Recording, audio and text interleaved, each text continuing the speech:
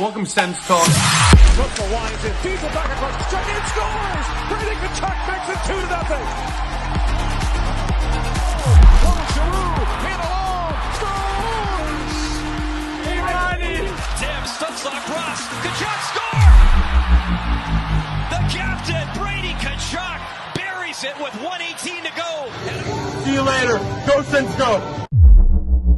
Welcome to SENS Talk. My name is Brandon Plant, and I am your host. Tonight, Ottawa took on the Los Angeles Kings in their first game in 4 days. Now, that doesn't mean there hasn't been news around the Ottawa Senators over the last couple of days. If you're looking for my take on Pierre Dorion's firing or resignation and the whole of Evgeny Dadonov situation, I'll put the link to my reaction and analysis video in the description and comment section down below. Now, you're probably wondering why I'm looking nice and snazzy with a nice little suit.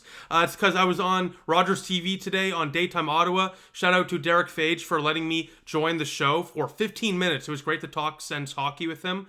I'll be uploading that segment probably tomorrow. I'm waiting to get that clip, but it was a lot of fun. And once again, thank you for Derek for having me on. Now let's get into tonight's recap. If the Sens win today, it would be the quickest they've gotten to 5 wins in over 7 years. Obviously, Ottawa's 4-4-0 going into tonight's game, looking to stay above 500 in a pivotal month of November. Now, tonight was Military Appreciation Night in the nation's capital, a beautiful opening ceremony by the Ottawa Senators. 30 new members of the armed forces were sworn into the armed forces. It was a beautiful ceremony. Kudos to the Ottawa Senators for that.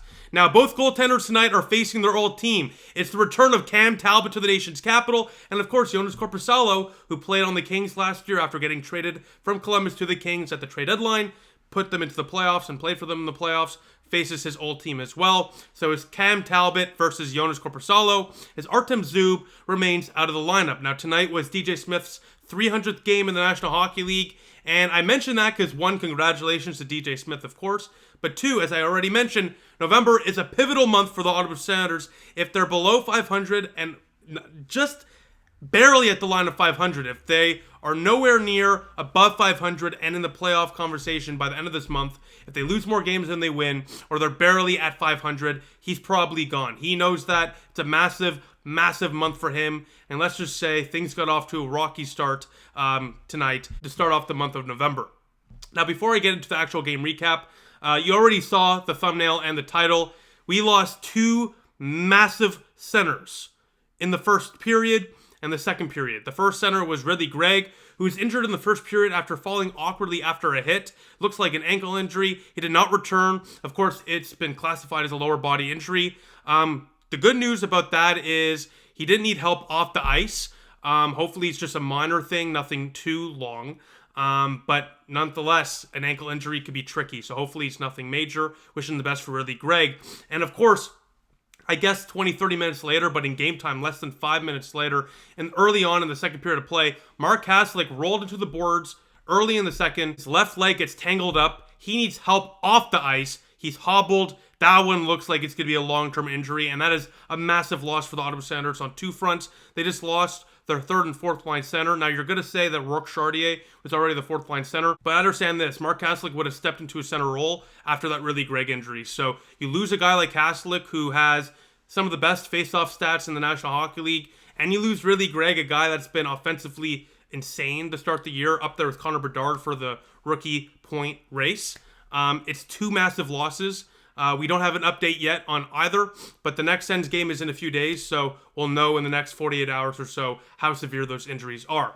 Now let's get into the first period of play. Let's get away from the negatives and into the positives, or I shouldn't say positives, but into the fun stuff, I guess. Let's get to the first period of play, and 3 minutes in, you know what? Not fun stuff at all here, let's be honest. The Kings are moving the puck on the power play rather quickly. Ottawa just can't keep up. Philip Deneau is left alone out front. He gobbles up the rebound off a beautiful stop from Joonas Korpisalo, and the Kings, just 3 minutes in, strike first. It's 1-0 Los Angeles. And then after 20 minutes of play, the shots are 14-14. It's a tie in shots, but the Kings do lead 1-0. The Kings dominated the first 10 minutes of the first period of play.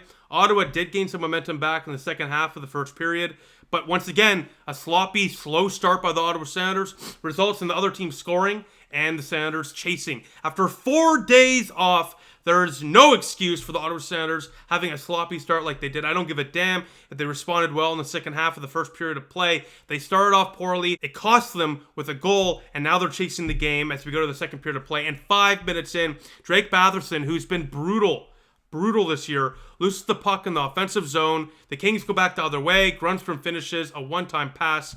2-0 Los Angeles. Don't know what you want Jonas Korpisalo to do there. Drake Batherson, you have to do better. I mean, Simmer and I, Sean Simpson on Twitter today, or during the game, pardon me, we're talking about this. Drake Batherson, I love the guy. Don't get me wrong. Love the guy. But he's not been playing well, and I got to call it as I see it. He's not been playing well whatsoever, and usually, he's never been the best defensive player, but in the past, he's been able to null that or, push that aside thanks to a good offensive contribution. Not the case this year. He has no real offensive output this year, and defensively, he's been a black hole, and that's being very polite about it. The guy has to learn how to back check. The guy needs to learn how to hold on to the puck and not lose the puck easily. He needs to learn how to win the board battles. But the massive issue, once again, is the back checking. Drake Batherson consistently does not back check. It's infuriating. It results in a goal here for the Kings. It's 2-0, and I'm not blaming Batherson for the outcome of this game, but it's been a recurring thing for him over the last 2 years now, essentially, really, to see no effort whatsoever defensively, and offensively, it's hit or miss. And right now, it's a lot of missing, a lot of hitting the post. So Drake Batherson has to be better. When I was talking with Sean Simpson during the game today on Twitter, I mentioned that he's basically Mike Hoffman without the elite shot. So Drake Batherson, I love you, my friend. You got to be better, though. You got to start putting in the puck in the back of the net if you're going to play lackluster defensively like that.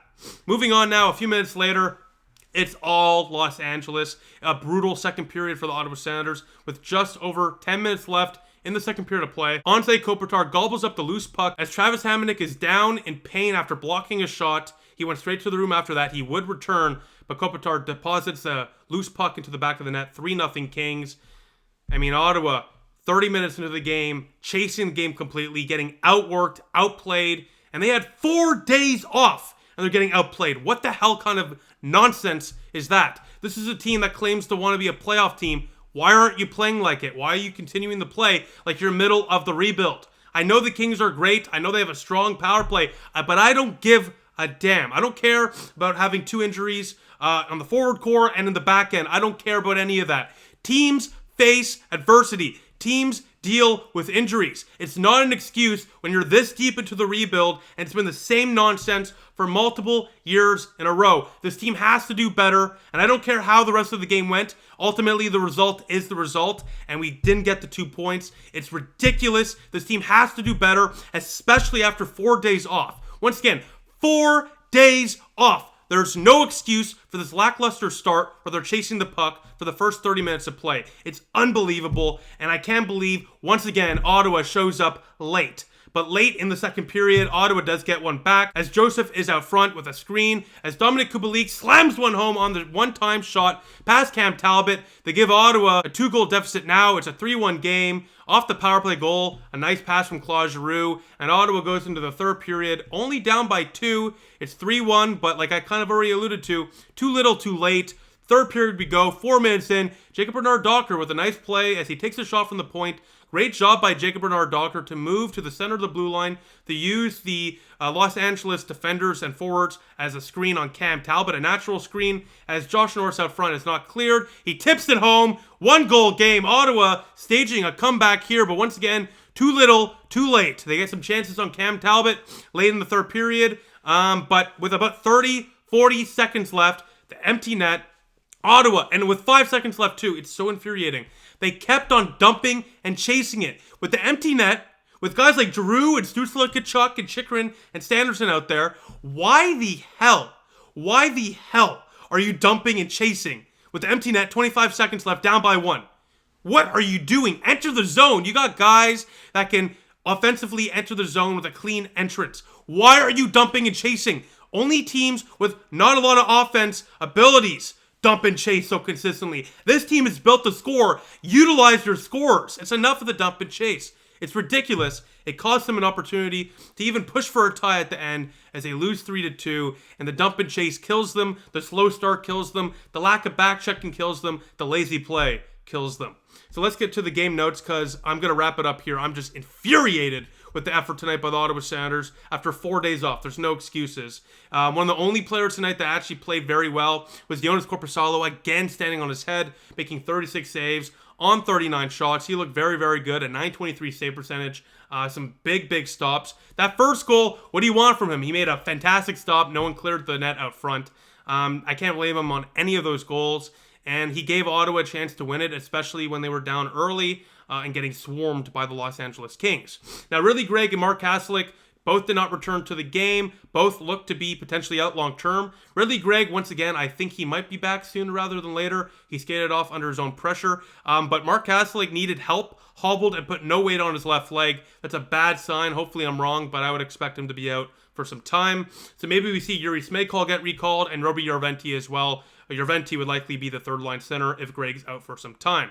Now, once again, poor start tonight. No push in the second. Left the net front door open consistently. No back-checking. No excuses for this loss after 4 days off. DJ Smith, you understand the importance of this month of November, not only for the Ottawa Senators, but for your career. Let's be honest. You're on the hot seat, especially with your former boss being fired.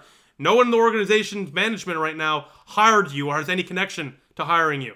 He knows that. He knows that he's on the hot seat, and he knows that he needs to have a strong November. Terrible start. Once again, after 4 days off, what kind of nonsense is that? How are you playing so lacklusterly? How are you starting off so poorly? Why are you not back-checking? Play the game, and that's not all on DJ Smith. The players need to get into it. It's unbelievable. The lack of back-checking, the laziness out there. Give me a break. You're leaving Joonas Korpisalo out to dry. It's not fair for him. It's not fair for us fans as well, especially for the ones in the stadium paying good money to watch the team not perform. It's unbelievable. 4 days off. Figure it out, guys. Figure it out, DJ Smith, and figure it out, Ottawa Senator roster, because this is unbelievable. 4 days off. No excuses. As the Ottawa Senators now fall to 4-5-0 on the year, they're now once again below 500. I'm not panicking. It's not even 10 games in. But the fact that Ottawa had 4 days off. I don't care about all the drama. I don't care about the injuries. They had 4 days off. And it was only late in the game where they actually showed some life. It's the only consistent thing about this team is starting off and playing like that. It's unbelievable. It has to be changed. And sooner rather than later, there will be a change in the head coaching department if this type of stuff continues. Let's see if I'm wrong, though. Let's see if Ottawa can bounce back on Saturday against the Tampa Bay Lightning, who they've beaten already this year at 7 o'clock Eastern Time. Besides that, thank you all for watching. Let me know what you think in the comment section down below. As always, a really tough, brutal loss. Once again, there's just no excuse. You have 4 days off. There's really no excuse to start off so lacklusterly. So, a brutal loss. Let's see if they can bounce back in a tough and big game on Saturday against Tampa Bay. Besides that, I'll see you all soon. Go Sens, go.